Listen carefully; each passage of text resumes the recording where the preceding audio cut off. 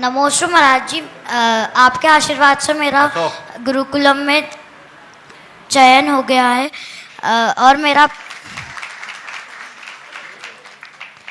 मेरा यह प्रश्न है कि 24 तीर्थंकरों में से अधिकतर तीर्थंकरों के चिन्ह पशु पक्षी और जानवरों से होते हैं और उनमें से बहुत से हिंसक जानवर होते हैं, तो ऐसा क्यों?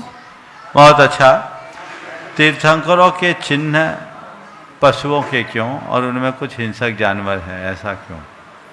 एक बार मुझसे इसी सवाल को किसी ने पलट करके बताया कि महाराज जी, तीर्थंकरों के चिन्ह में पशुओं को क्यों बिठाया, आदमियों को क्यों नहीं बिठाया? तो मैंने उत्तर दिया कि पशु हमसे भाग्यशाली कि कम से कम भगवान के चरणों में बैठने का सौभाग्य पा गए, आदमी उस लायक भी नहीं बचा। समझ गए? और इसकी एक वजह है कि पशुओं में शकल भिन्न होने के बाद भी अलग अलग पशुओं में भी शकल एक सी दिखती है। गाय जितती है सब एक से दिखेगी, बैल जितते सब एक से दिखेंगे, घोड़े जितते वो एक से दिखेंगे, गधा जितना वो एक सा दिखेगा, बंदर जितना वो एक सा दिखेगा। पर आदमी एक साथ दिखता नहीं, तो कौन आदमी को बिठा ले? समझ गए ना?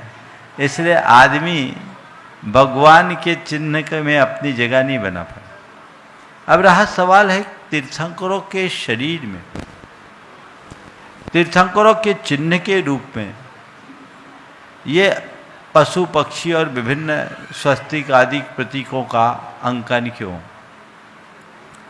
ये इसके पीछे एक बड़ा कारण दिखता है। हम मनुष्य के शरीर में विभिन्न प्रकार की आकृतियां बनी रहती हैं, उन आकृतियों में पशु पक्षी भी होते हैं। 108 प्रकार के शरीर में चिन्ह होते हैं। उन चिन्हों में जो चिन्ह तीर्थंकरों के दाहिने पैर के अंगूठे में होता है, उसे उनका चिन्ह घोषित किया जाता है। और ये पूरे 108 केवल तीर्थंकरों के शरीर में होते हैं, बाकी में कम होंगे, पूरे नहीं होंगे। और शिवस उनके हृदय में होगा, इसका स्थान फिक्स है। तो शरीर में इतने चिन्ह क्यों होते हैं? वो इस बात का द्योतक है कि हमारे इस पिंड में ब्रह्मांड समाया।